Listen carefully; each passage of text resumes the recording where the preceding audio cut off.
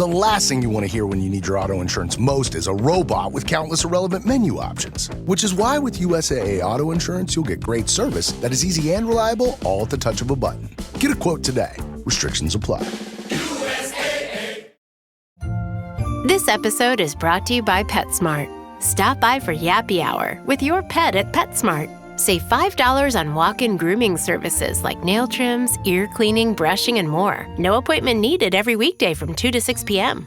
And while you're there, Yappy Hour includes exclusive in-store deals, like 25% off pet toys. Visit services.petsmart.com/grooming to learn more. Hey, it's Paris. You know I love sparkly things, right? Like stars. Duh. And thanks to Hilton and AutoCamp, I just slept under them. Picture me, serving looks by the fire outside my luxurious Airstream, making s'mores with the kids, while a national park is our backdrop. The great outdoors meets Hilton hospitality. That's hot. Explore all the new ways to stay at Hilton.com. Hilton for the stay.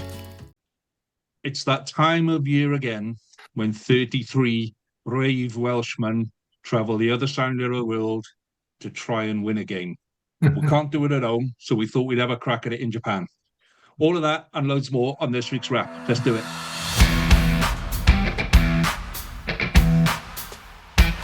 You're listening to Wrap, the Welsh Regional Rugby Appreciation Podcast.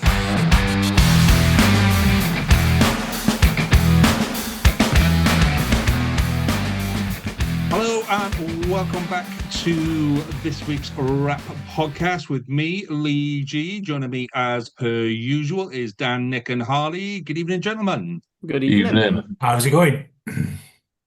Well, some of us have started pre-season, Nick. Some of us are a little bit too keen, if you ask me. How's pre-season going, Dan? Yeah, well, you're letting all my secrets out now, aren't you? But no, it's been all right. Nothing too hot or too heavy so far. And, you know, when you think about it, we finished in April. So the lads have had 8 weeks off and, you know, we got to keep people together and just make sure the legs are ticking over and, you know, adding some new people in and things like that. Youth boys coming up. So just about staying together more than doing anything too serious, you know, just to keep that sort of bond there. Stop them playing golf too much. You know, stop the all-inclusive holidays taking over too much and them coming back looking like soup sandwiches. So as long as it is, we're trying to control that a little bit this season. But no, yeah, so far so good. It's surprising how much fitness you lose in 8 weeks. You think you spend 10 months of the year running your backside off 3 days a week. You think I've got this. And then you have a couple of weeks out, and then you can barely do 100 meters without gasping. So, yeah, exactly don't miss that. And yeah, you know, we're going up the league and stuff like that as well. So it's just a case of having a little bit of extra time together, just to, you know, give it a real good push because we know how difficult it's going to be. So, yeah, and in fairness, look, ultimately, anything in the community game, you got to have the buy-in from the lads. And in fairness, we've been having, you know, over 30 at training, so you can't fault that. And that's with holidays thrown in and work commitments and kids' birthdays and stuff. So when you're up at, I think last night we were at 35, something along those lines. So yeah, it's brilliant. We can't fault that. So they're obviously buying in. It's more players than any Welsh team. Yeah, well, yeah. Well, Dan's not the only one because Harley, you had a moment of weakness as well, and you signed up for another season. So retirement has gone back another year, is it? I feel like I haven't been playing long enough to a retirement. This is just a continuation of my midlife crisis. So for us, pre-season starts next week, but we've been for the last month and a bit we've been doing touch and pass on a Thursday, and then I've been doing a little bit of gym work just because there's a big heavy focus on strength and conditioning this season. So I thought, let's try and get some of these muscles actually working. It's very, you know, I think I had after the first gym session, one of my arms was stuck at a 90-degree angle and I couldn't straighten it for a few days. But yeah, I'm genuinely looking forward to getting back. Actually, as much as I hate it during the time, I do love pre-season and training and stuff. because I'm so shit, I know I'm not going to play. So make most of the practice. So You never know. Don't go in with that attitude. You never know. So we've got you two doing pre-season, and me and Nick going, "Oh, I fancy a weekend away." I've got no commitments whatsoever. I'm off down the pub. I'm off to see somebody play. That's Yeah, nice. yeah. I've got a little weekend down west lined up this week, so that should be nice. I'm looking forward to that. Going down to the Aberporth area. Nice. So Nice. yeah, Oh, west. That's not west. That's kind of like you're heading west, but that's not proper west. Proper west is God. proper west is. Don't give me that, Harley. This You is know like where listening we're to someone going. from Somerset and someone from Devon talking about the west of England. Hey, is west of Gwent, I can tell you that much. Exactly, yeah. Right, let's crack on and do some rugby stuff, boys. Nick, you have got some news for us for this week. Nick's news desk. Off you go, my Yeah, friend. it's been a bit busy since we've last recorded. So we'll start at the Ospreys. And it's finally been announced that Ross Moriarty, 31, 56 caps for Wales, has joined them. Had a bit of an injury hit season last year with Bree, but played regularly the season before. And he's coming, obviously, his family from Swansea, from the Morriston area.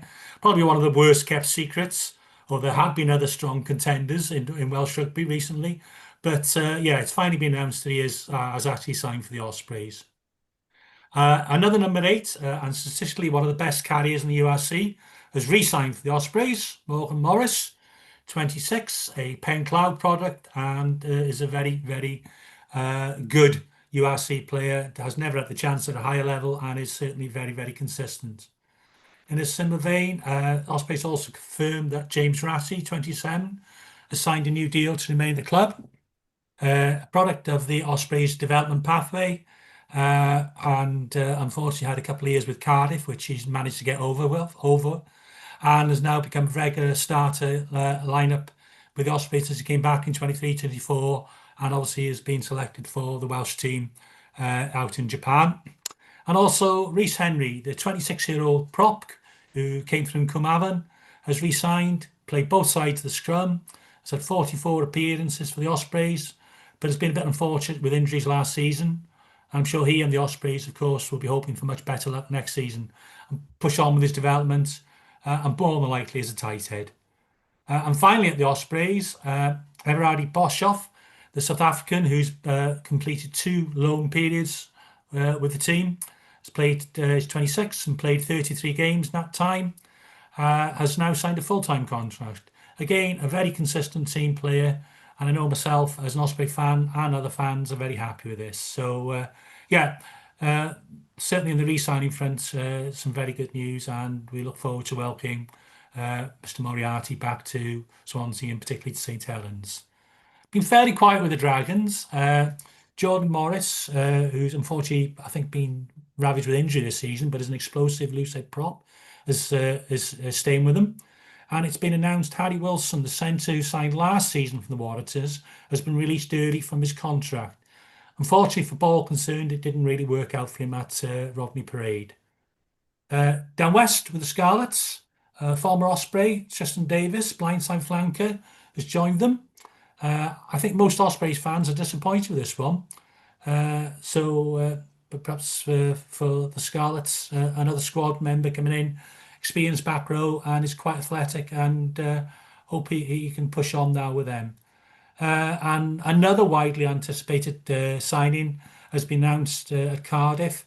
It's now been confirmed as the second row George Knott, 28, who's originally from North Wales, 6'6", 18 stone lock, who can also play blindside. His move from the Dragons to cap. He's played over 40 times in 3 seasons for the men of Gwent.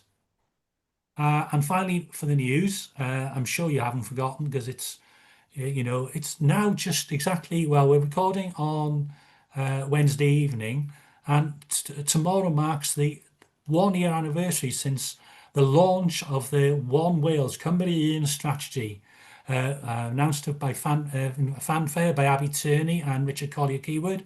And thankfully, since then, everything has gone swimmingly in Welsh rugby.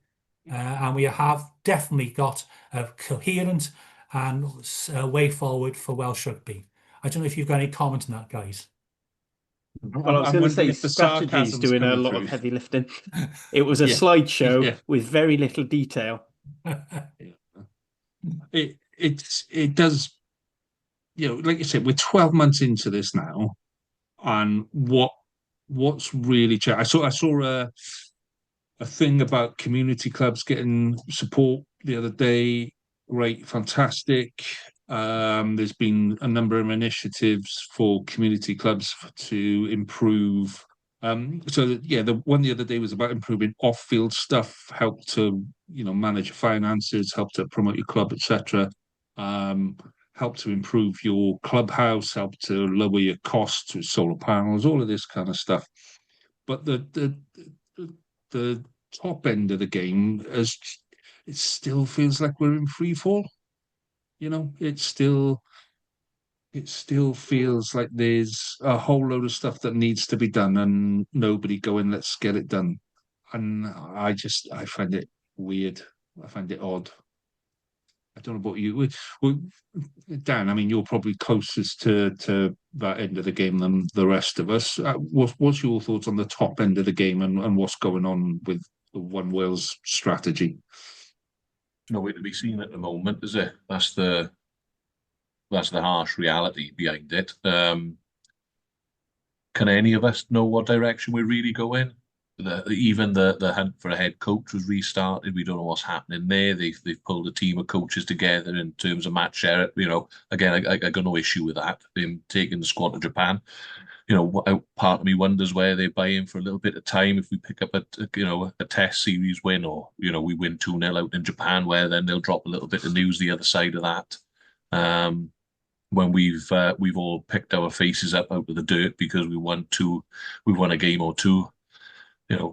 Colour me dubious, but maybe there's that sort of thing hanging around in the background. I would have thought, the head coach would be a massive priority for a national team, and surely, especially if you're involved in a West Walian club, you want to know that there's a future post this coming season for your region or your professional club, whichever way you want to look at it, because how are you going to attract sponsorship? How are you going to keep fans coming through the turnstiles? How are you going to attract the players that you want to attract? Thinking of the Scarlets, you've got high-end European rugby this year. You should be, top of the market there, thinking who wants to come to our region and play top-end European rugby. But everything's in limbo, isn't it?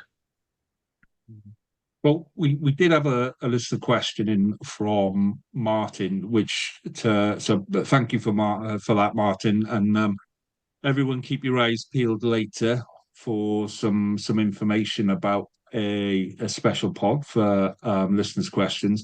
But Martin's question was basically, to summarize it, is it better to stay as we are for another 12 months until this is all sorted out, rather than go through another 12 months of shall we drop a region? Which, again, and I know people don't like to hear this, but the whole let's drop a region, let's drop to 3, let's drop to 2 is only coming from one place. And as much as you like him, it's only coming from one place. It's not being mentioned or spoken about in other circles. So, it would...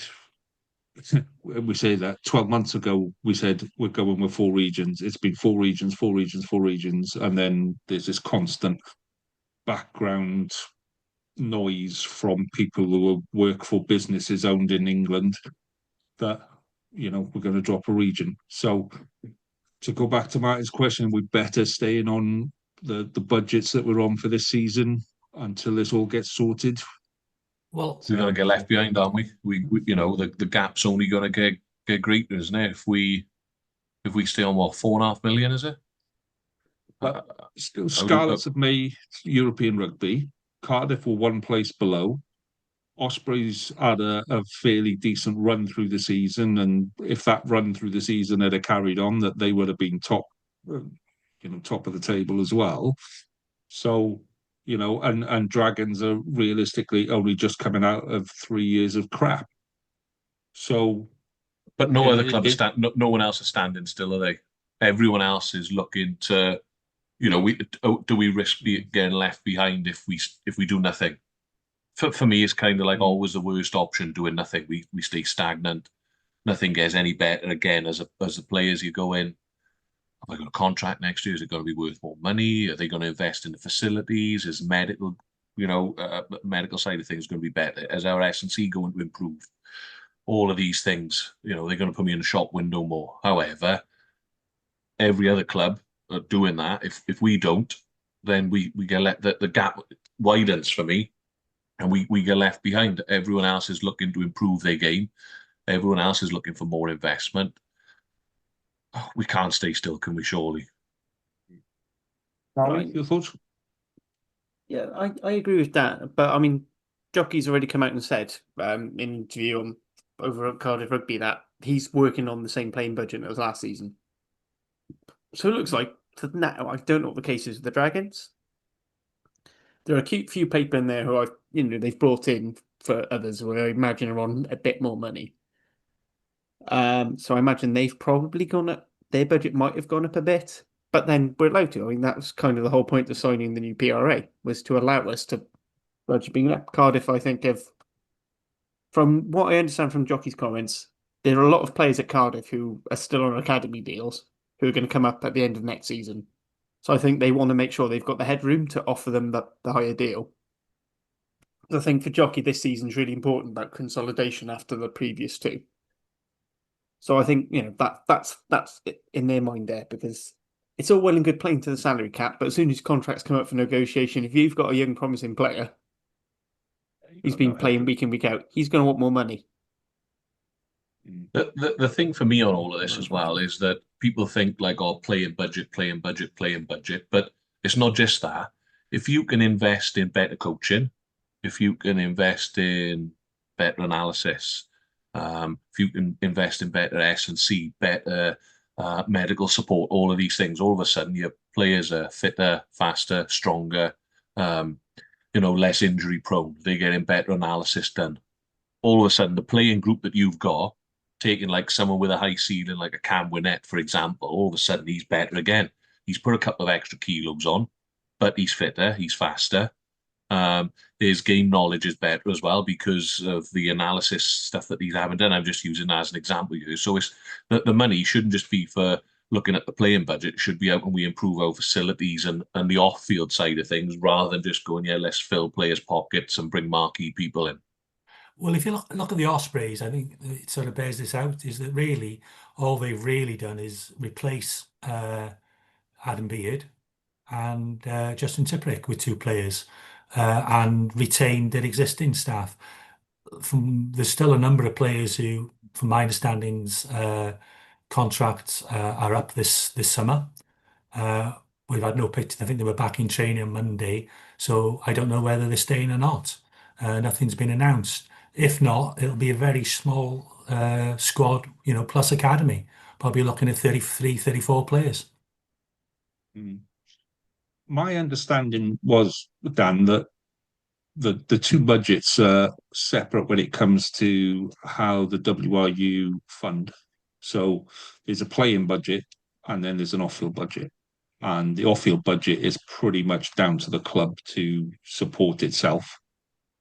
I might be wrong on that, but the main talk was about the playing budget and access to players, blah, blah, blah, blah, blah. So maybe that's something that we do need to clarify when we're talking about budgets and PRA, that what are we? Again, and we've said this God knows how many times, that the transparency around all this conversation it's woeful, and it allows where you've got this area of blurredness, this area of grey, it allows people to say what they think is in there and project it as fact, where it isn't.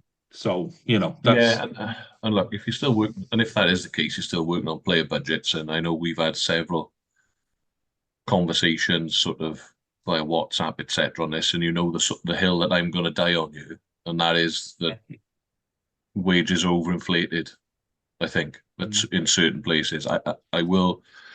I'm sure it was Jamie that reminded us that JJ Hanrahan, when he was at the Dragons, was the highest earner, nearly £500,000 a year. insane. What did the Dragons get out of that deal? Yeah, Nothing. Not much.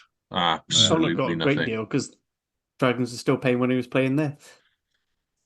Yeah. Well, there you go. You hit the nail on the head. But and this is part of the problem. I know people want to be paid well, and they really do. But you look around the commerciality of some of these players, it's miles off what other top end sports are doing in, you know, the sort of cash that they're bringing back into the sports team, in my opinion.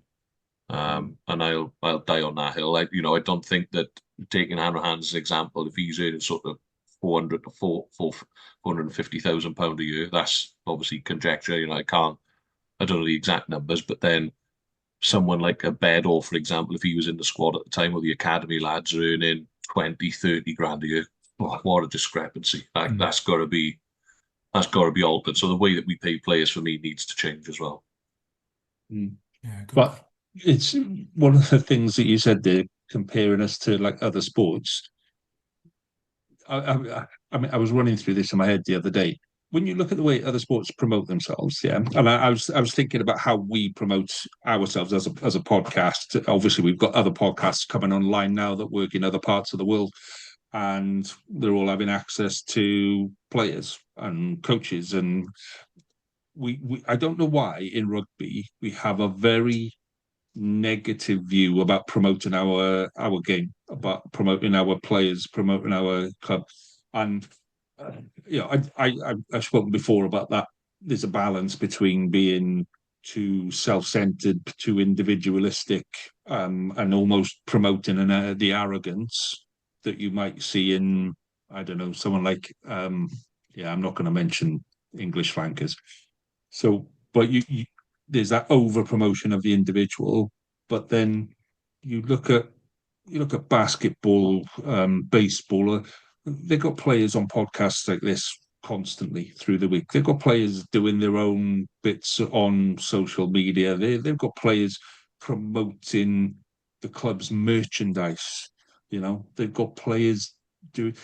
When you're a player in these other sports, you're a commodity of the club, and your job is to go out and promote the club.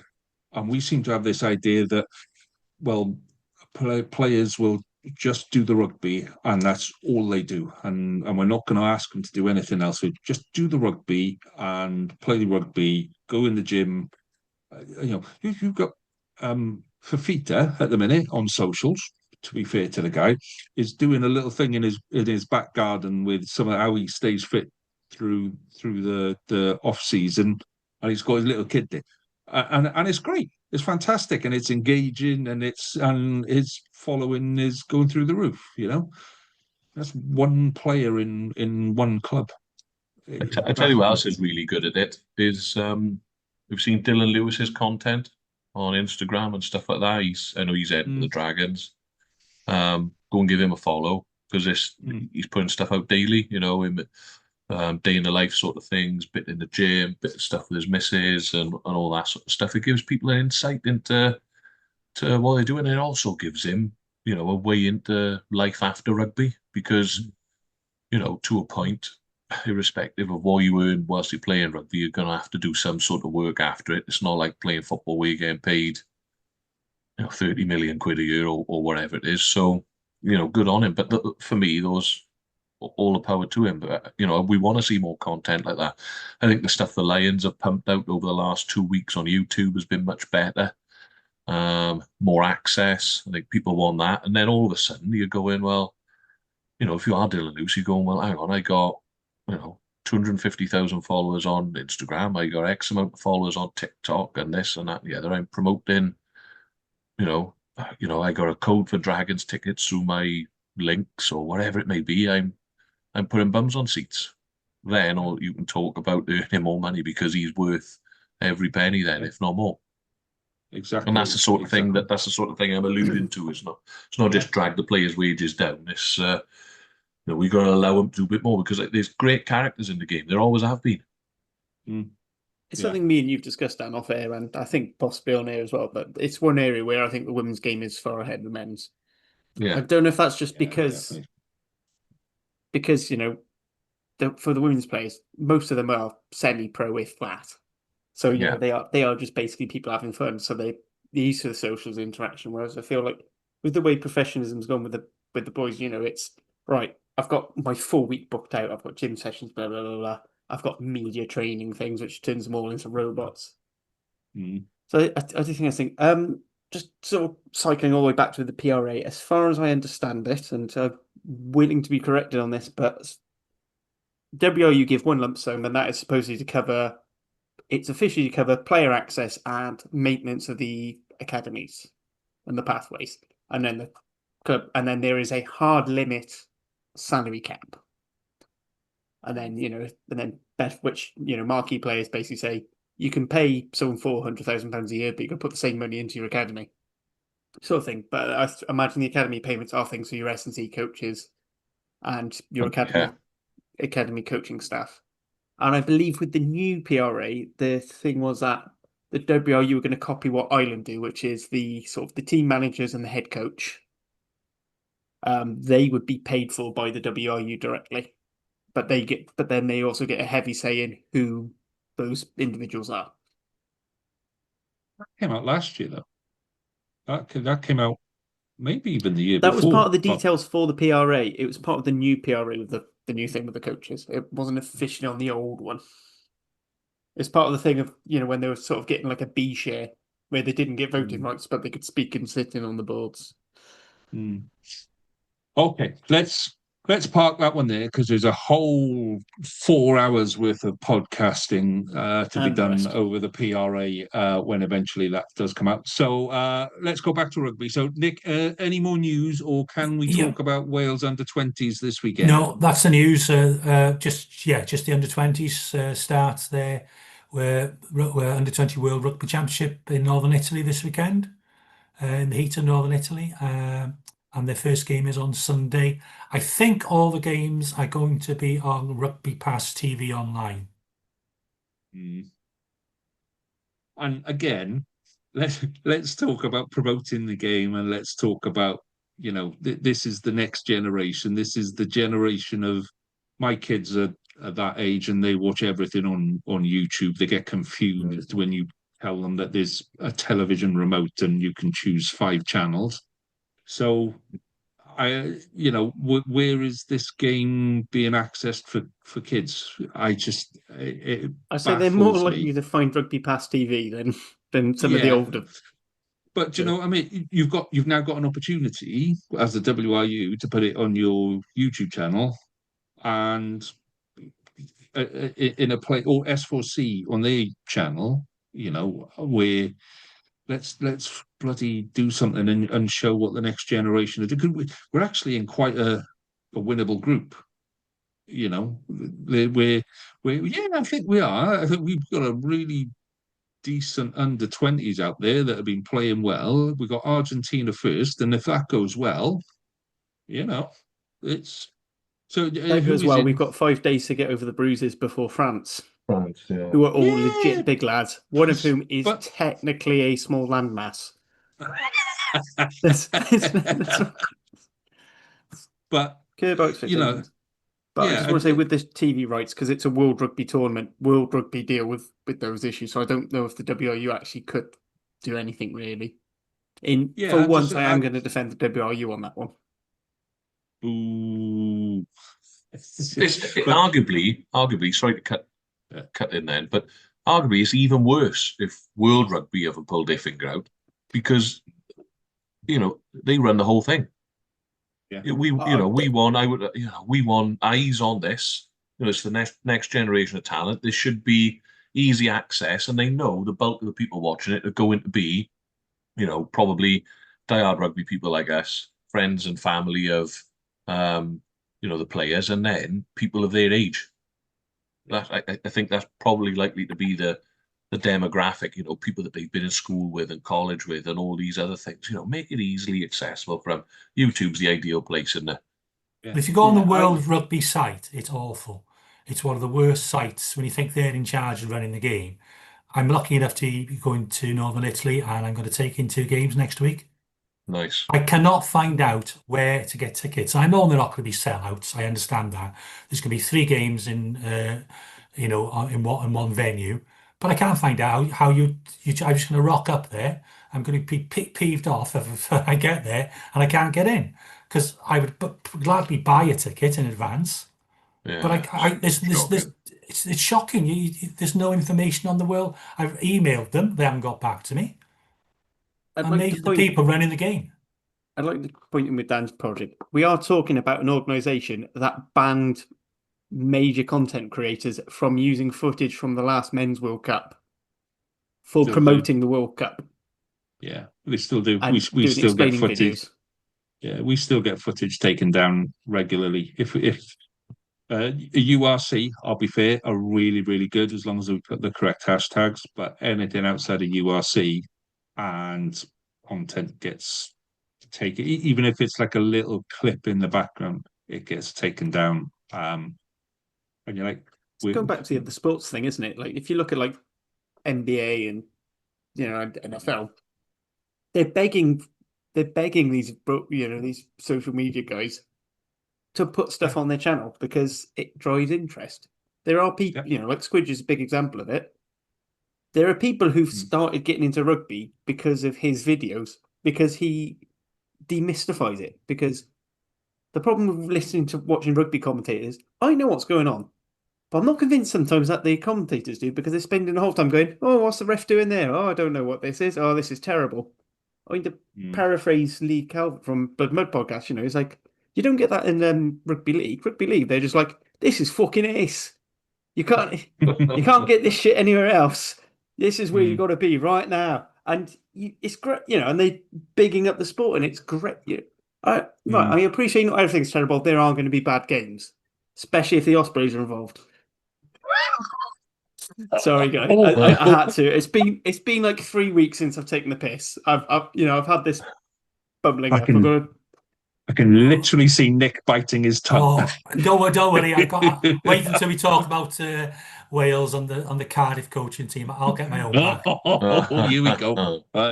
Did anyone on the World Rugby thing? I was on Rugby Pass the other day because I watched the A game between France and England. Nice to see the French 4-15 take a win at headquarters against a couple of British Lions and seasoned England Internationals Day. But that's another story. But straight after it, I watched, believe it or not, Mexico versus Trinidad and Tobago.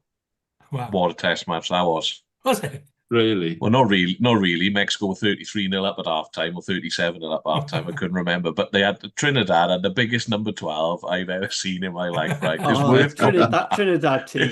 I don't know any of the players. I watched them play Jamaica a couple of weeks ago. And there's something about watching them and it just makes you smile. It is like, get those games up. I don't need to see any more. I mean, Wales playing South Africa for the 23rd time or Wales Australia for the 1000th time. You need to go and watch it. Teams from the West, from like that sort of like West Indies, those Caribbean, those Central Americans, absolutely great they're there to have fun. You can tell they're basically all amateurs.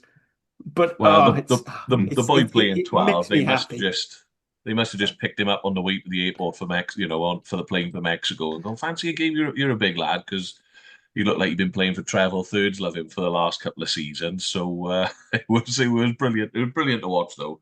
I'd highly recommend going to have a little look at it if you're a real diehard rugby man. Yeah, there's some gems on Rugby Pass TV.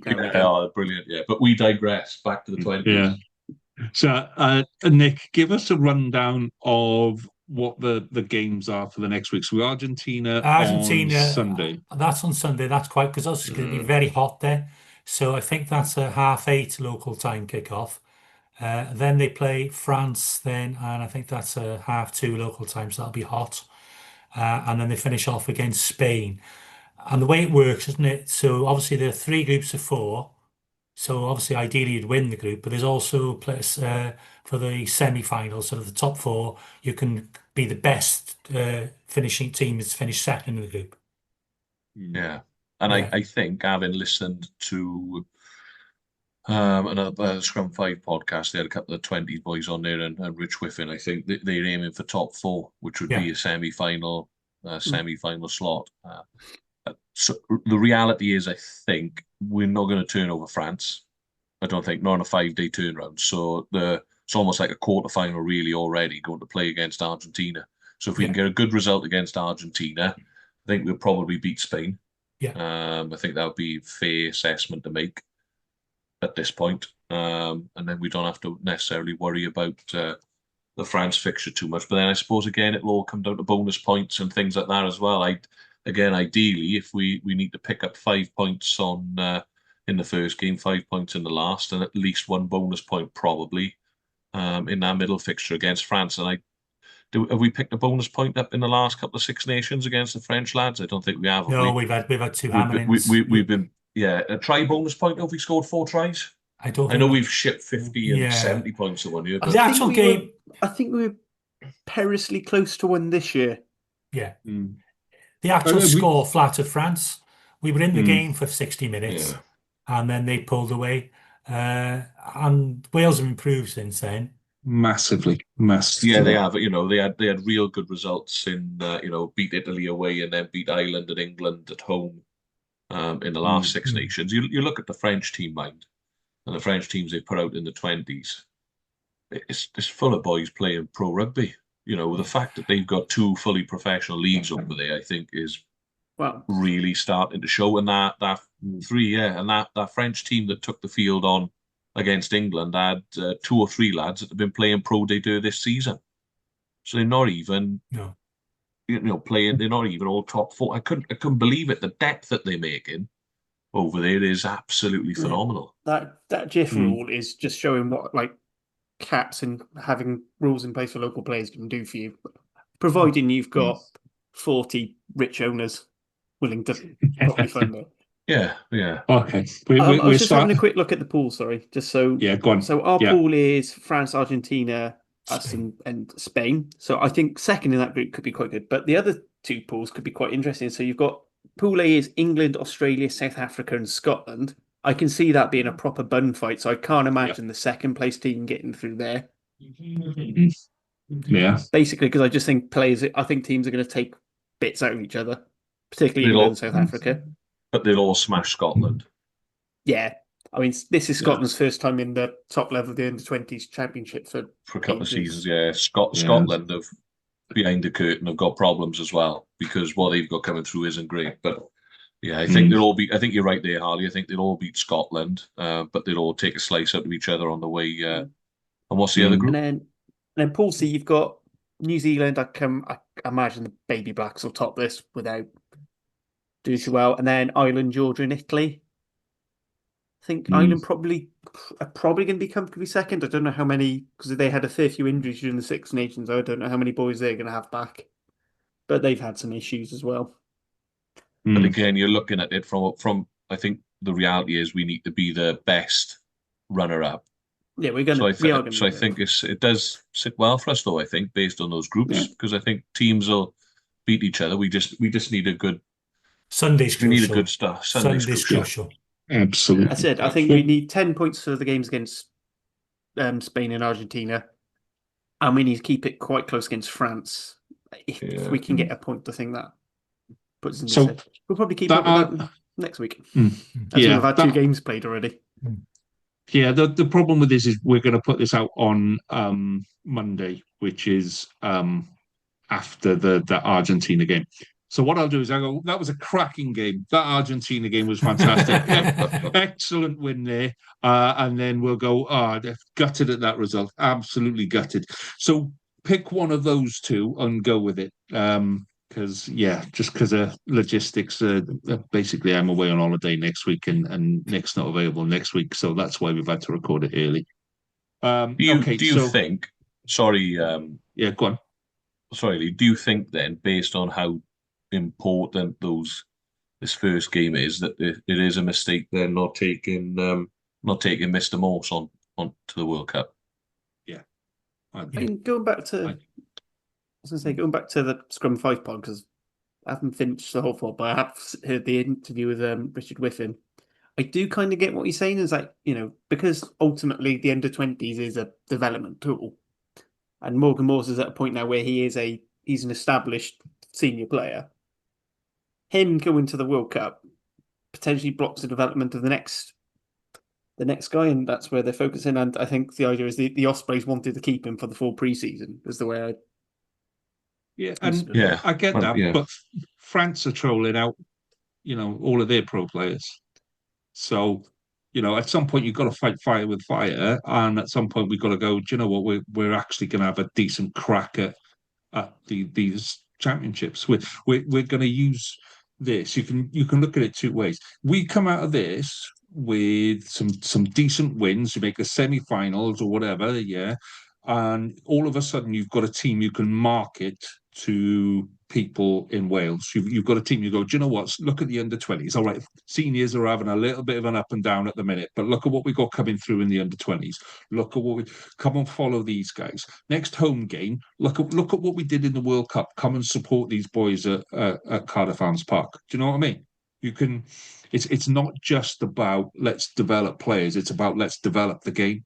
Let's go back out and show people that we can win games again, and we've got good crop of players coming through, so we can market to people who maybe lost interest in rugby in Wales and go, do you know what? We're back. We've got people that are coming back. So I can see it both ways. The bit I'm a little bit confused is that had Morgan Morse played 20 games last year, 1,500 minutes, whatever, that I would totally get it. He didn't. He was injured. He was injured early season playing for Swansea and came in sort of second half of the season. So personally, if it's me, I would take the strongest possible squad there. He's up against Evan Minto. I think he would have been, who's a really promising player as well. But, it's going to be hot out there, and they could have mixed the game time up between the two of them. Do you think, though, the addition of Morse, would that be enough to push us over that line into those semi-finals, or is it? Would we need another one or two to go alongside him in there as well to make it a definite semi-final slot? I don't know. It's a fine balancing act, and yeah, I don't know. Hey, do you know why? If Morse tears it up in the URC this season and does play 20 odd games and gets a full Welsh cap, then we'd be the right decision, isn't it? It's the right decision. It's the right decision. Yeah. Okay, let's park that one there for now. So there will be more stuff about the under-20s coming, and we'll do some stuff on our socials as well for under-20s on that one. So if you're liking what you're seeing and liking what you're hearing, do give us a subscribe on our YouTube channel and like us on our social media channel. Just to give you a quick kind of rundown of what's happening on our YouTube channel, we're kind of splitting the Welsh content away from the international content. So on this channel where you see this podcast now, this is where all the Welsh stuff's going to stay. So the Irie, Cardiff Central, Lille, and Sosmans and Sidesteps, Pod Cymru, the SRC pod will all stay on this channel, and then all the international stuff will probably move on to Global Gainline if you want to go and have a look at us there on that. So talking of internationals, let's focus on Japan. Let's look at Japan first, and then we'll have a little look at Wales after that. So hands up anybody who can name more than 3 players in the Japan squad. Oh, go on, I'll have a go. Go on, this is going to be fun, because I'll give you a hint here, mate. I've got no reference point where I can tell you if you're right or wrong. Okay, well, you've got Saito, who plays at Toulouse. Saito, yeah. You've got Dylan Riley, plays at Panasonic Wild Knights. You've got Mr. Leach, who's the most well-known one. And then it's probably time to come clean that I'm reading it from the screen next to I me. was going for anybody listening to this and not watching it, Dan's head is very firmly off to one side and obviously and quickly going Japan squad to play with. I was just looking for the ones that I know Leach is the boy from Toulouse, but other than I, right? Oh, hang on, there's Ben Gunter as well. I could pronounce that name as well, so he would have been next on the list. I said Warner Dearns is the other big name that I have heard of. So there's quite a few uncapped in here anyway. And a lot of them have only been capped last season. Yeah, there are 16, if I've counted correctly before we come on here. There are 16 new caps in the squad, including a lot in the front in the pack. This is a lot. So we know that the turnover, the ruck speed is lightning quick, and we know that that's the game that Senor Jones is looking to play. He's looking to run teams ragged. No great battle up front because they don't have the size, they don't have the power. It's go as far left as you can, move it as far right as you can, swing it as far back left as you can, and you keep. It's almost the sevens approach to 15s, where you maintain the ball, you keep hold of the ball, and you keep running and running and running until you find a gap, and then you go through the gap, and everybody piles through that gap. That's the general game plan from what most people can work out, but it's not been very successful for them so far.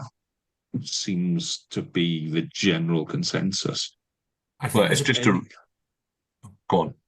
No, I think there is a growing bit of pressure on Eddie Jones because he's made a stance where he's picked a lot of younger players, but I think they need some results this summer. I think for the team. Just hope it's not against us. I was going to say they need a result.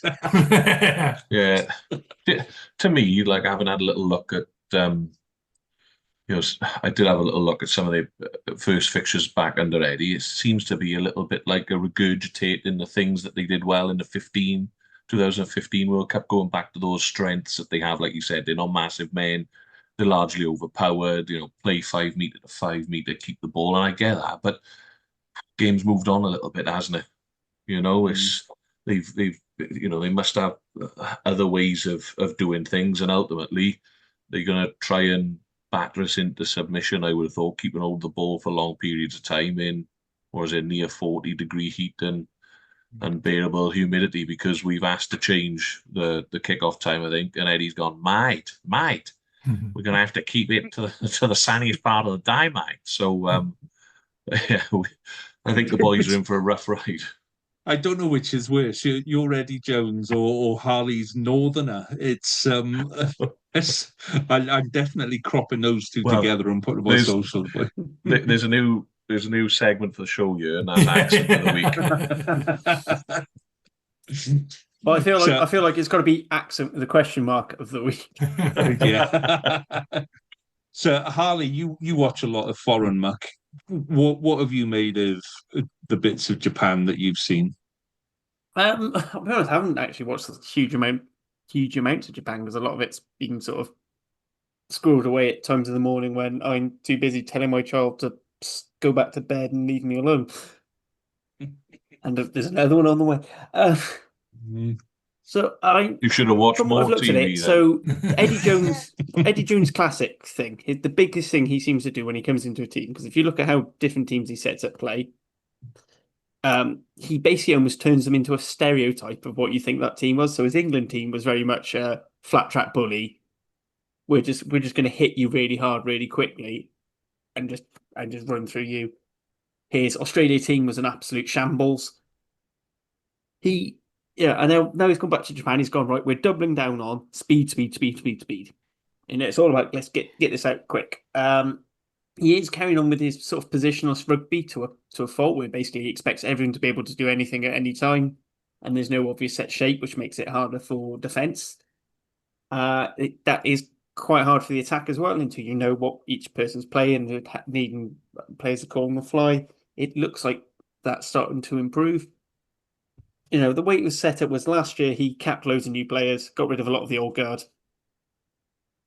And everyone's thought was that, right, we'll deal with this pain this first year, and then he's going to have 4 years to get this group of players. It looks like he's basically discarded half of them and done the same. So it looks like he's gone back to the weird thing he did with Australia, where he just seemed to completely change his mind every so often.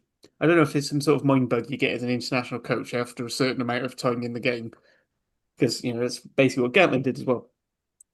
So looking at, I mean, I think Eddie Jones has been quite smart by keeping the kickoff time at a really horrid time, both for us watching, just so we can all moan, and then it's headlines aimed at him, so no one's really focusing on the team. But also, again, Japanese players are going to be used to that. A lot of their games are played at this time, so they are used to the humidity. And that is going to help them, particularly as, this is still quite a small squad. If you look, a lot of their biggest players are probably, in the pack. You're probably looking at they're about the average size player in the Welsh packs. And Wales isn't a particularly big pack either, particularly without the likes of Beard and Rowlands. So, they're basically going to go for speed, because if they get stuck in an arm wrestle, they're going to struggle. From what little of Japan I have watched, they have been tiring at the last 60, because it's such a frenetic game that basically if they're not miles ahead, teams can just claw it back. So I think if we move on to what Wales can do in their tactics, I think it's just got to stay in it, work out how you can slow the ball. But we'll come to Wales in a minute, mate. I've got a whole plan. I've got a plan for the show. You can tell I've been away for a couple of weeks, Harley. I've got a plan for the show, man. In between Japan and Wales, I've got a little segment, man. Do you know what I mean? I've thrown you off, ruin the flow. Can you at least follow your man Kalen and at least write it down in a script so we know where our remits before you just let us loose on an answer? I have it in a script. It is here, and I did it. Well, no, what you're before... holding up is nothing, because it's because it goes into your background. Yeah, exactly. Yeah. So, yes. So we will move on to Wales in a second. So what I was going to say before we move on to Wales is, so talking about live pods like we did earlier. So the plan will be, so the Wales Japan game, there's one on the 5th, one on the 12th. Yeah. So we'll do another pod in between the games. And then after the 12th, on the Monday after the 12th or whatever, we're going to have a go at a live pod. Okay. So this will be an opportunity for listeners to get involved in the podcast. So we'll put the link out, and you can watch it as we record it now. So we record this in the evening, usually about 8 o'clock-ish. But you'll be able to join us, watch us do it live. If we cock it up, there'll be no editing. If the last time I did this, somebody, I can't remember who it was, but somebody really, really wanted to go and say something very inappropriate and almost libelous. So we had to kind of, yeah, no, I don't think it was you, Harley. I don't think it was you. You're okay. But was that the live stream? Yeah. So it'll be an opportunity for you, the listener, to get involved. You can ask us live questions as we're saying stuff, instead of shouting at your laptop or your phone or wherever you watch us. You'll be able to put a little comment in the box there and say to us, look, I disagree with you on that, old boy. Have you thought of this? So that's coming. That's why I wanted to do that little bit in between the two. See, Harley, that's linking, man. You know what I mean? Also, as well, I am still looking for a Scarlets presenter to take over from me in the new season. I am hopefully, fingers crossed, finishing after we do that live pod. Depends on what the WRU do between now and then, I'll be honest with you. But as soon as I can get a Scarlets presenter on to take over from me, then I will. So if anybody's up for it, then do message us on that. That would be tickety-boo. Now, the other reason, Harley, that I wanted to have a little pause there is so that I could share this here. So this is the touring side, the touring squad, okay, for Japan. So what I thought we'd do is I thought we'd go through that and we'd go, right, who do we want on the pitch in that first game, and then we'll talk about how we beat Japan. So, who wants to start with the front row? Because I'm staying quiet when we talk about front rows from now on. Well, I'll have a go. I'll have a go. One, First of all, a point in general, what I can see from the pictures, there's been no England-based players being involved so far. That's released from their clubs, so they've had a really grueling 4 weeks in the lead up to the tour.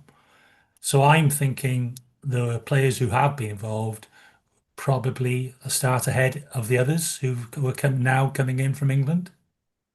Don't know if anybody wants to comment on that.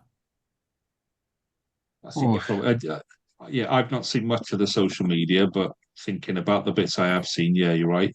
Yeah. But I know I'd still go with Nicky Smith to start.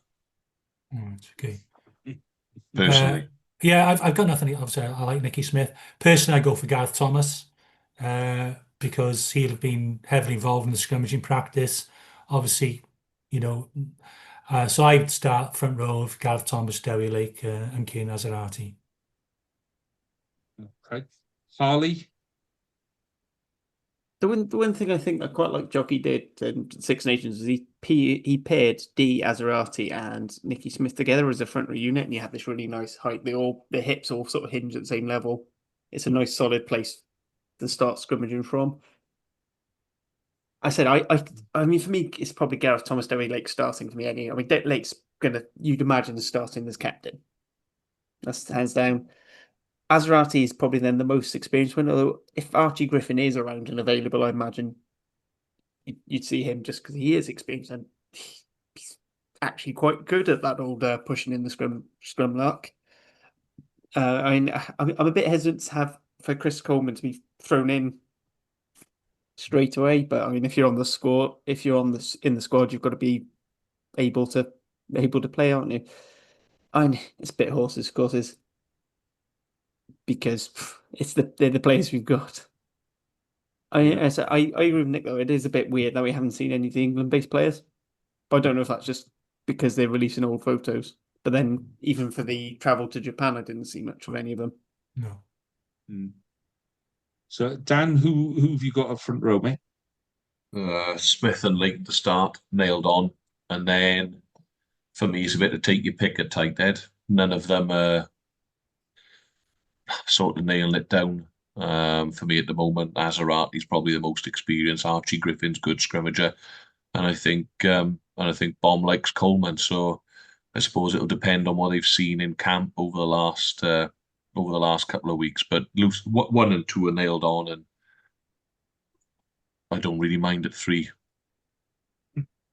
to start. If I'm perfectly honest, out of all of them, I would think that, based purely on the way that I suppose the way he looks and gets around the park, is Azarati's going to struggle more than the other two. I think he's an old school looking tight head prop, isn't he? Short, squat, barrel chested. But then may suit him scrummaging down at that level. I don't know, but yes, Smith and Lake definitely, and then take your pick at 3. I guess it feeds into, do we play a game where we want to keep hold of the ball and we want to batter them up front? We want to tie their flyers into a tight game, and then let our backs just do what our backs do?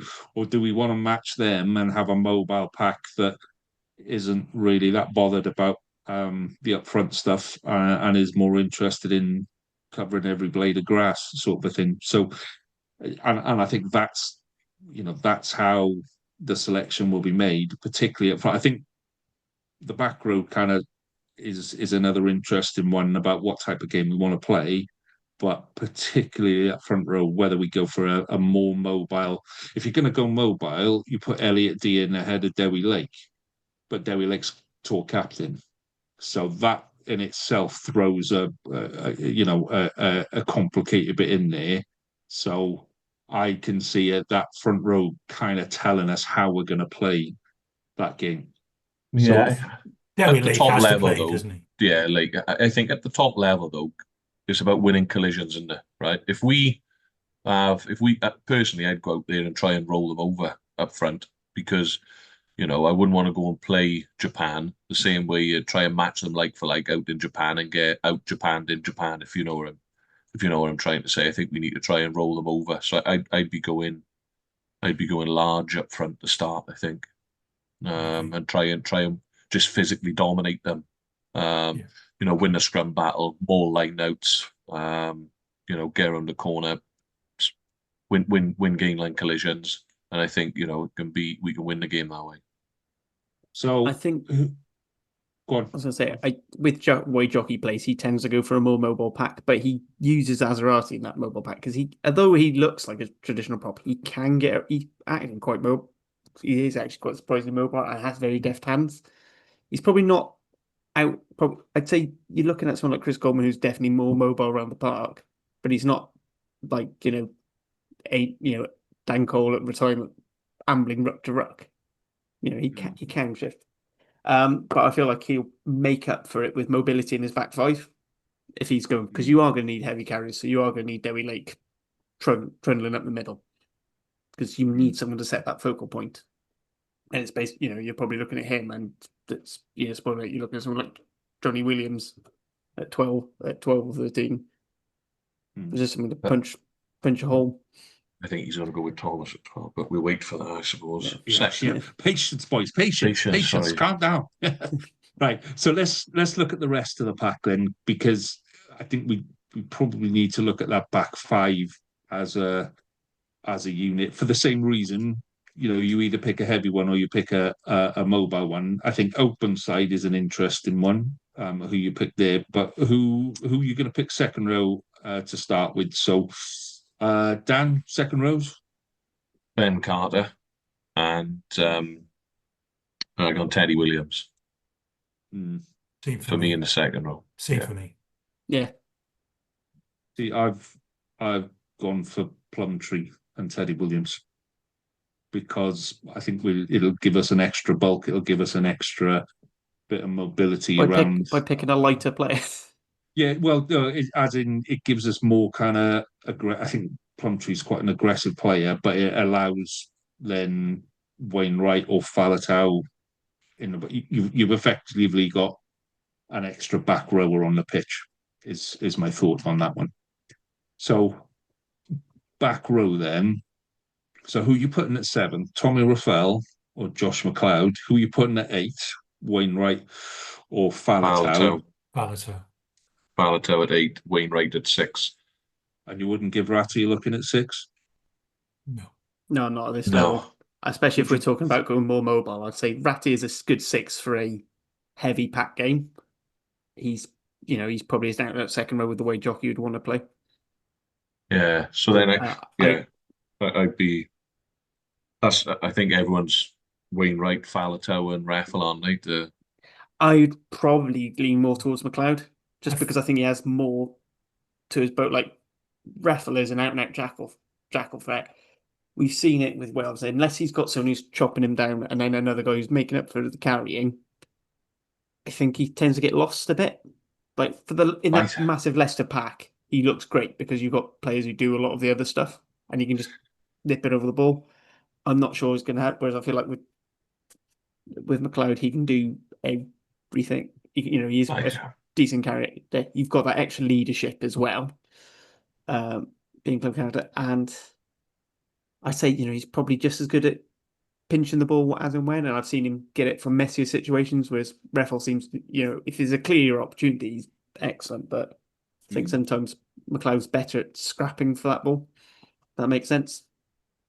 So then, do you go? Go on, Dan. Go on. No, I just think he's a genuine jackal threat. Out jackal threat, Raffel for me. And we know that Japan will want to keep the ball for long periods and make us work. And the one way that we're going to be able to disrupt that is by getting someone like Raffel on the ball. I suppose the other option then would be throw someone like McLeod in at 6, so we have a twin threat there at the breakdown. And that would mean for me that Wainwright would miss out, and because you keep Faletau on the field. If you've got Lake and Smith as well, they're both pretty decent over the ball.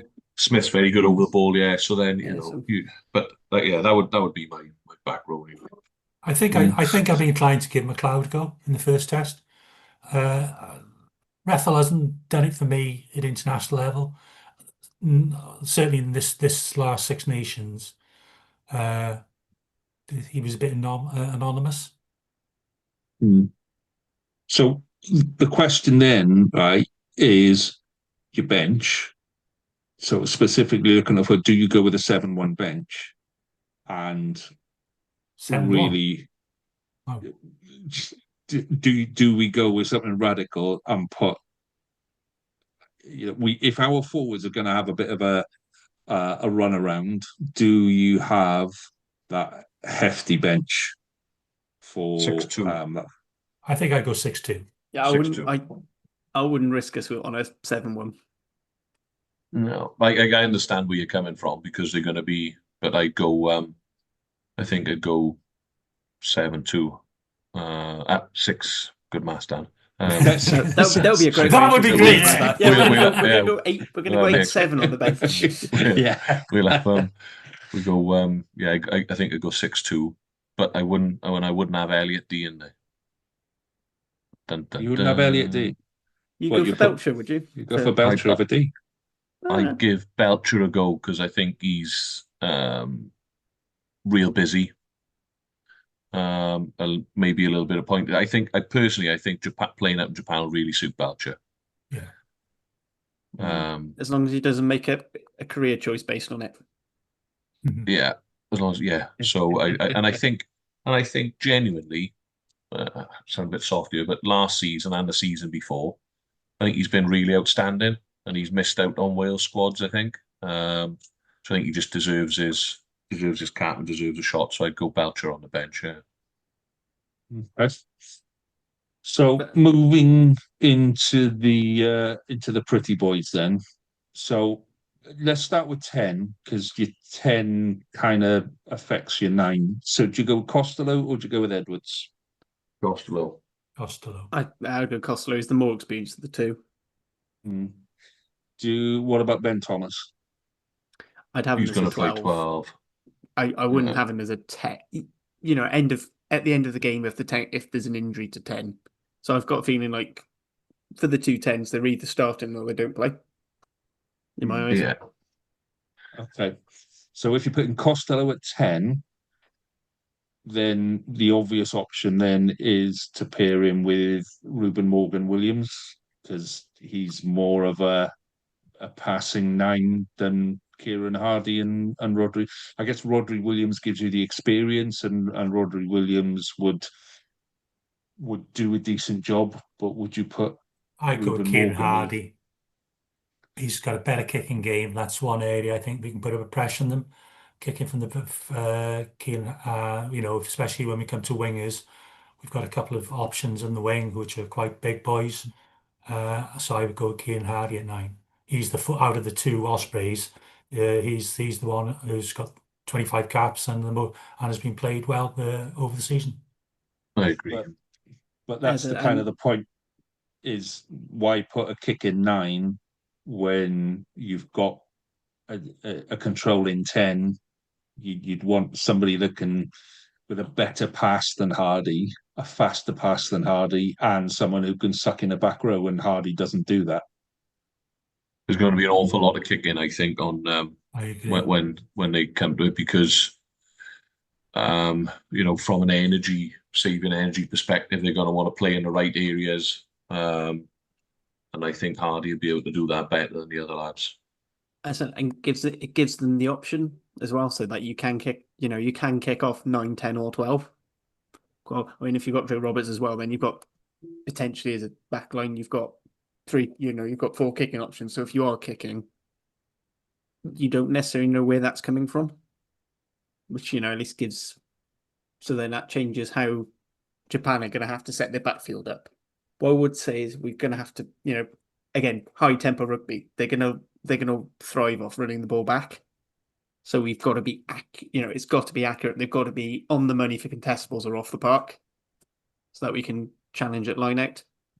So I think having your best kicker there is an argument for me that Roger Williams, maybe because he is an incredibly experienced player, he may not have the number of Wales caps as Hardy, but he's been around the block, and maybe that's exactly the sort of thing you need with two young tens, of He'd just come sort off the of bench someone for who me, can I just think. nurse him through, and if they're having a bad day, he can take over the game control if needed.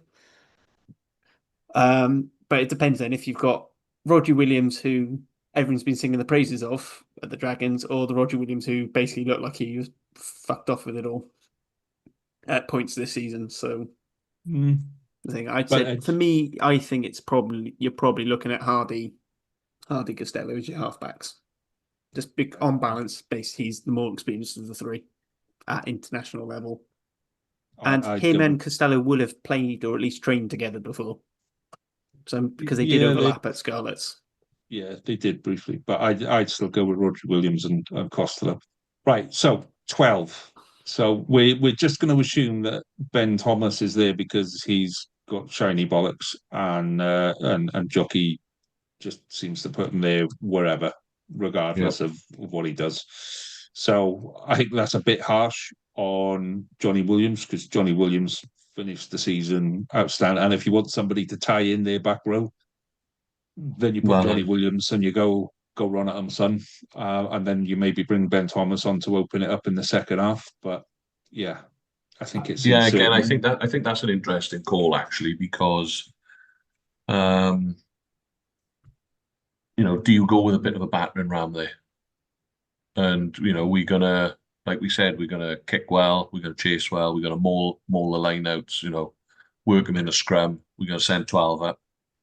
And play a compacted game and just try and beat them up.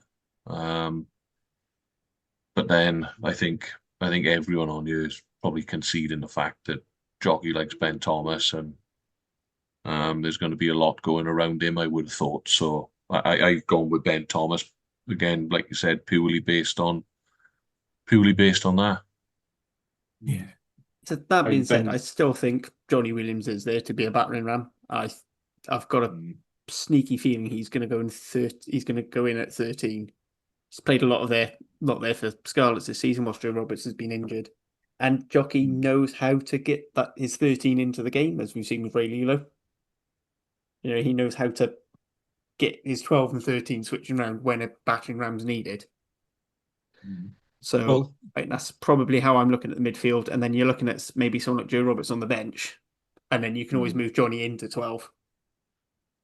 I think Joe Roberts is the only out-and-out 13 in the squad. I've gone with Roberts. Yeah, I've gone with Roberts. Although I do have concerns a bit about the size of 12 and 13, but I thought Roberts, who have to struggle a bit when he first came back from injury, but he finished the season strongly.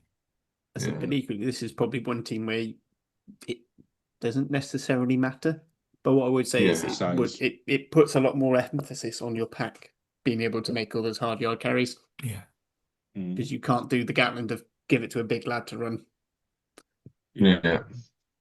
So the back three as well then, I mean, this is a really interesting. I think Blair Murray at 15 is pretty much nailed on. That's the one position and the one player at the minute where you'd probably go, okay, that's pretty much certain.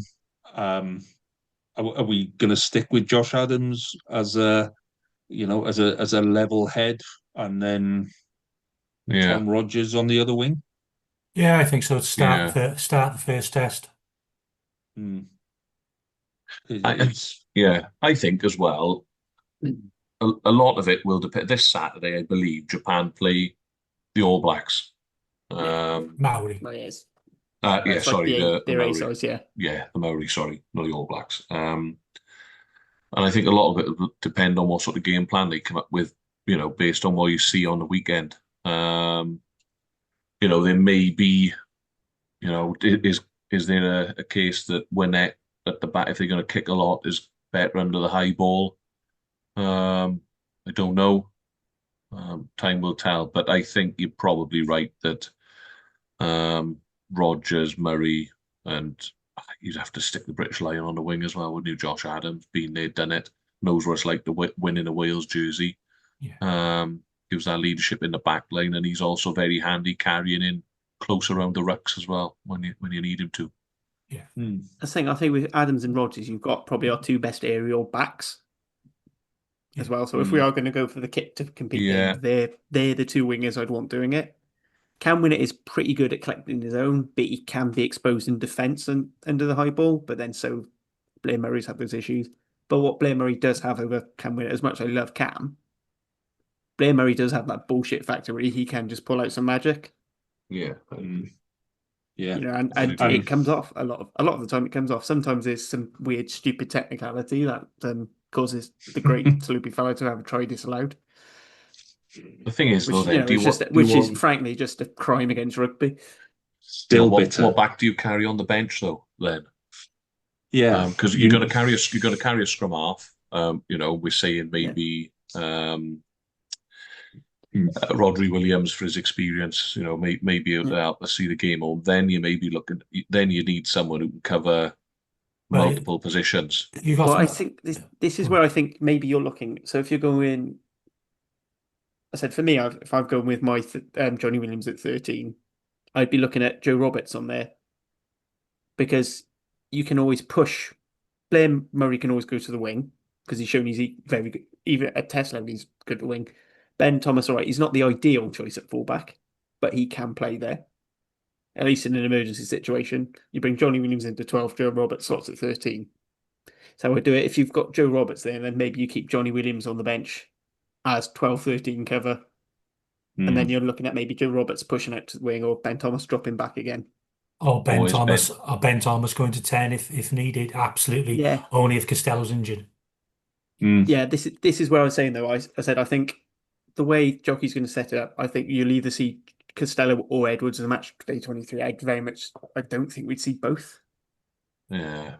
Do you think Ben Thomas may be the perfect person to cover the bench because of his versatility? So if you're going to start with the two Scarlets boys in midfield to give us a bit of bang, then you've got the ability to bring Thomas off the bench. He can cover 10, 12, 15, 13 probably. I mean, you do have a huge opportunity to have a huge amount of cohesion of having effectively a former Scarlets 9, Scarlets 10, 12, 13, 14, 15. Josh Ross 11. Josh Adams. Josh Adams. You're looking at Josh Adams came through the Scarlets Academy, so yeah. Barely. I mean, he's basically brought through from Worcester. Everything you hear about is through he came.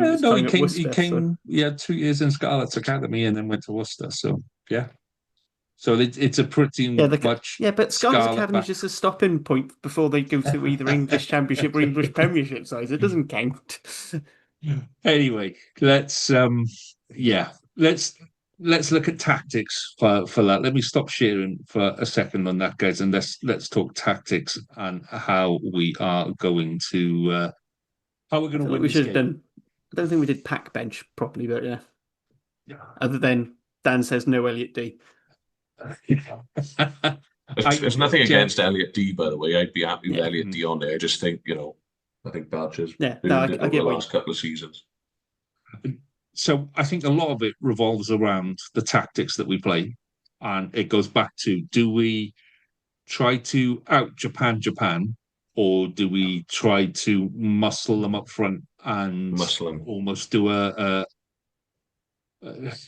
try to South Africa them with a big meaty up front one? So, Nick, which is the most?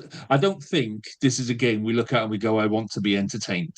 Is it? It's not about. This is about coming away with a win, regardless, and getting rid of that 17. And I think you've hit the nail on the head there, because if we win 3-0, we've won that game of rugby. I'd rather win it 3-0 than lose, 42-39 and go, "Oh, didn't we play really well out in Japan?" I'd rather win the test match personally. No, I think there'll be a lot of kicking. I think we'll see a lot of kicking off 9. I think we can put a lot of pressure on their wingers, who actually are probably more likely to be Polynesian than Japanese. So they won't be tiny. Let's not go down that route. Let's just not go down that route. Yeah. No, I meant size-wise. Yeah. So, but that's but ultimately, I don't care if we score one try as long as we win. Yeah, I'd agree. And then you think what we could bring off the bench from a pack perspective, you're looking at, say a Gareth Thomas or a Nicky Smith, a Belcher / D, Griffin, Coleman. Then you're looking at Freddie Thomas, James Ratty, and Plumtree or McLeod in there to, you go in. It's a strong bench coming off, I think, from a forwards perspective. So it would allow us to maintain that physical dominance up front if we go that way. And personally, I think that's the way to play. And I'm thinking about that as well. I think we need to make some of those changes early. Not, don't worry if it's not the normal 50, 60 minutes. After 45 minutes, if we've carried hard and taken them on up front, let's make some changes early. Yeah. Don't change them when they're spent. Change them when they start dipping. Yeah. Well, there was a coach in I think it was MLR or something like that, who kept the forwards subs in the changing room. It was a really, really hot day. The subs bench was basically baked in the sun. So we kept the subs in the changing room. Yeah, I saw that in the changing room, yeah. Until half time. And then at half time, he went, on you go, boys. And it worked. You think, actually, I know it was specific circumstances on that day, but sometimes thinking outside quite similar to circumstances. Precisely. Do you look at it and you go, do you know what? I need to protect my players, and if they're baking in the sun for 40 minutes and sitting there, that can be quite draining and quite sapping. So go sit in the changing rooms for 40 minutes, boys, and I'll put you on for the second half. With the kicking, it's going to be quite interesting because are they going to go heavy kick to compete? Like we're suggesting Hardy box kicking using Rodgers and Adams on the wings. I think. Or are they going to go off? And because if you look at those back five players, with the exception of Reflin, really McLeod isn't really one either. They're all line-out jumpers. They're all regular, and you've got like Carter and Teddy call their line-outs regular club. I think Freddie Thomas calls it at Gloucester. There's going to be a lot of line-out nows. Yeah, I wonder if they're going to be targeting line-outs. But the reality is, if Japan have 10 line-outs at this level, they should be winning 8 or 9 of those. So if we're actively kicking off the field, why do we want to give them the ball back where they go at 85%, success rate, for example, and whereby we allow them to launch and play the game plan that they want to play, running us around. Whereas if we are box kicking to compete from 10-meter line to 10-meter line, we get a ball back, we're sort of jumping our way down the field a little bit. That's just my thought on it, but my 2 penny worth on that. I get where you're coming from. I suppose this is where game management comes in as well, doesn't it? Because if we do steal 2 or 3 lineouts early, then on the field decisions got to be, lads, their lineout's gone. We can afford to kick off the field, and then we get even more respite. Where we can walk the lineouts and stuff like that. But this is where experience comes in, and which is why I go loaded with pretty much as much experience as possible, really, because I really do think it's a bit of a cup final for Wales on Saturday. I think we need to win on Saturday rather than crossing everything and biting our nails to then needing it. There's more pressure on the win the week after. You look up front, you've got Belcher, Cardiff captain. You've got Dewi Lake, Ospreys captain. You've got McLeod, Scarlet's captain, and you've got Carter, Dragons captain. There's a lot of stuff in that pack. Then you've got Falatau as well, who's Mr. Silent, but 90 capper. You've got you even got, if you go with Elliot D coming off the bench, he's a 50+ capper. Nicky Smith's 50 capper. So I don't think Teddy's considered a future club captain at Cardiff and has captained the side quite a bit. Wainwright's experienced international 60-odd caps, 60-odd caps, arguably unlucky to miss out on a Lions selection. So up front, really, and the more you think about this, the more you go, we haven't got much of an excuse, really, have we, to go out and and lose. I know the weather and all the rest of it, but if you're going pack for pack, I'd be, for once, you would be going, yeah, Wales should have the edge on this one. Yeah. Well, with that in mind, then let us round up tonight's entertainment with some predictions. So, Harley, you get to go first on this. Your prediction for the first test, Japan versus Wales. So, I want an exact score prediction. No, we're going to abandon by 5 and by 6 just for the international through the summer. Don't be. Yeah, but then I want also something bizarre that's going to happen in the game. Some really crazy stuff that's going to happen in the game. So let's have a score prediction from you and a bizarre prediction from you. Score prediction, I'm gonna go Japan 23, Wales 25. And the bizarre thing that's going to happen is the 3 points that get Wales the win comes from Alex Mann coming off in the last minute with a play that is either going to get him a red card or secure the winning penalty. Okay, right, fair enough. Nick, your score prediction and bizarre event. I'll go 31-19 to us. And bizarre event will be somebody, probably Cardiff player, crossing the line, but because of the greasy ball, dropping the ball just as he's trying to place it down. Okay, we shall be watching for that. That sounds more like an Ospreys thing. They don't have to tries if it's not the hooker. You had your chance, Harley, mate. You blew it. You didn't call out an Ospreys player there at all. Dan, your prediction and bizarre event, mate. Okay, so what have we got? 31-19, 26-23. I'm gonna go 25-23. I think it'll be squeaky bum time, but we get it. I hope I'm wrong. I hope Nick's right, actually, and we win fairly comfortably. And I'm gonna go with the Dewi Lake hat-trick. Is my bizarre thing. I don't know. That feels like an Ospreys hooker getting a hat trick. It seems the least bizarre thing. We're gonna maul the socks off them, and Dewi Lake's gonna have a hat trick. Okay, so I'm going to go for quite a comfortable win. I'm going to go for 25-10 win. And my bizarre event is that first half Wales will be down to 12 players, and second half Japan will be down to 12 players as well. It'll be something to do with the sun and being hot and all of that kind of stuff and losing your rag. But yeah, players on yellow cards all over the shop, 3 each in each half. So yeah. What does it say about us that 3 of us all thought Wales will only score 25 points? Well, yeah, but I think the positivity has been beaten out of us over the last kind of 12, 18 months, Harley. It's difficult. I think that's as positive as it gets now. Nick has obviously been taking some happy juice through the day to boost that figure up. It's not me normal. It's not nice. It's very out of character.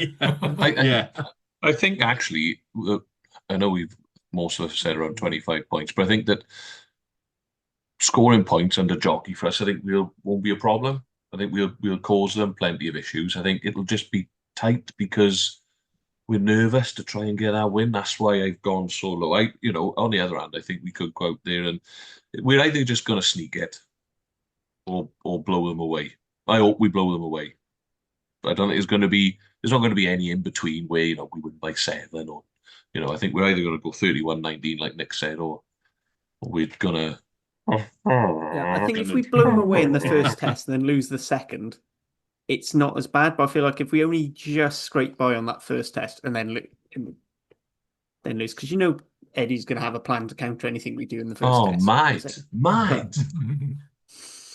And on that second dreadful impersonation, we will call it a night there, gents. Please do. Oh, mate. Before Nick starts doing a Billy Connolly impression or something bizarre. That's not an invitation, Nick. No. Gents, thank you very much. Thank you very much for your time tonight. As I said, this goes out on Monday, so the under-20s game will have been done and dusted, and we'll be looking forward to the Japan game on the weekend. It's been a pleasure seeing you all against gents. I've missed our little get-togethers of an evening, so I shall wish you all the very best until we meet again next time. Enjoy your rugby, gents. Nice one, mate. That's that.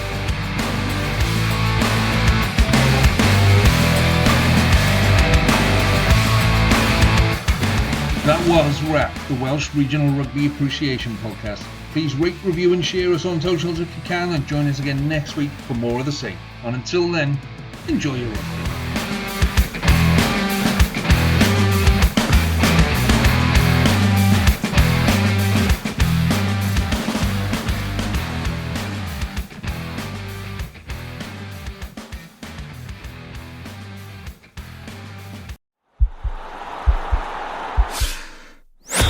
This podcast is part of the Sports Social Podcast Network.